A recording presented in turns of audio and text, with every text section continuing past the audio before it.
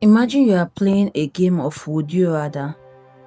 Would you rather be trapped in an elevator for a week or be stuck in a shipping container in the middle of Atlantic Ocean while 9 months pregnant? If you choose ocean, congratulations, you are as brave or as unlucky as Maya, the protagonist of today's movie, Nowhere. Before we dive in, literally, let's talk about the odd here. The ocean is 12,000 feet deep. The container is made of rusty metal. And Mia only survival tools are, well, things you find in a chaotic garage. We are talking trapper wear, hoodies, and earplug. If you think she's doomed, you haven't met a mother on a mission. Welcome back to Recap Rehab, where we break down the why, the weird, and the how on earth did she survive that thing.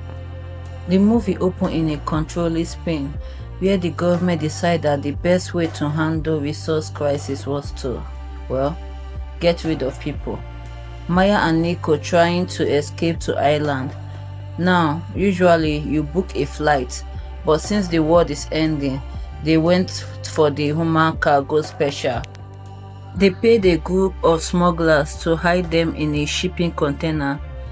Nico and Mia get separated almost immediately because in movies like this, communication is luxury no one can afford.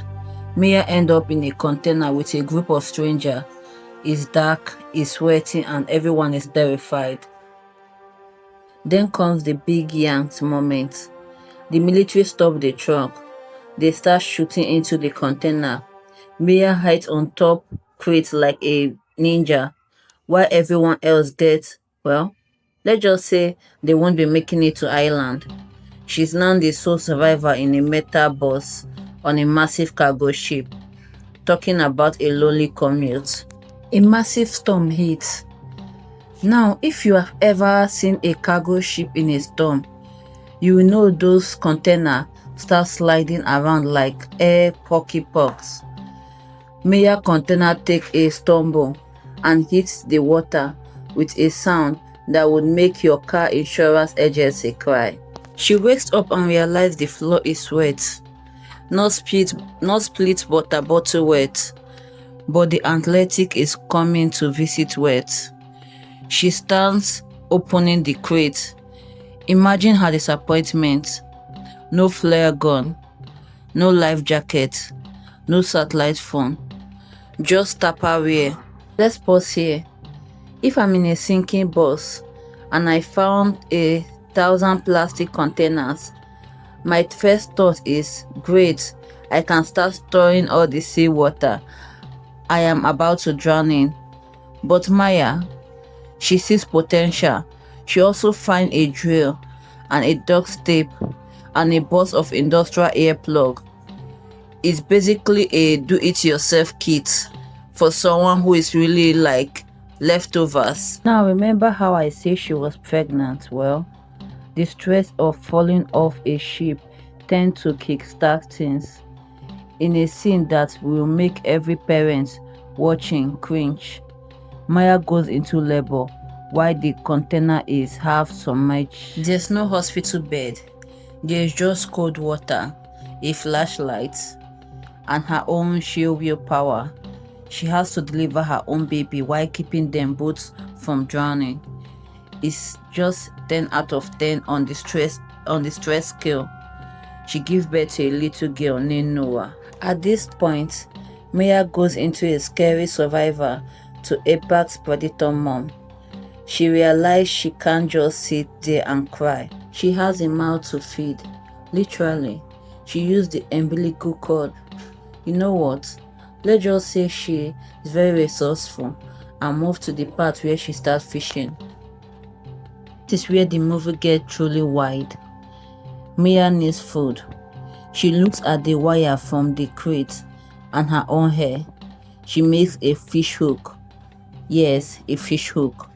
She spent hours, days trying to catch fish through a hole she drilled in the roof. When she finally catch one, she does not wait for a grill. She goes full gallon. Raw fish for breakfast, lunch, and dinner.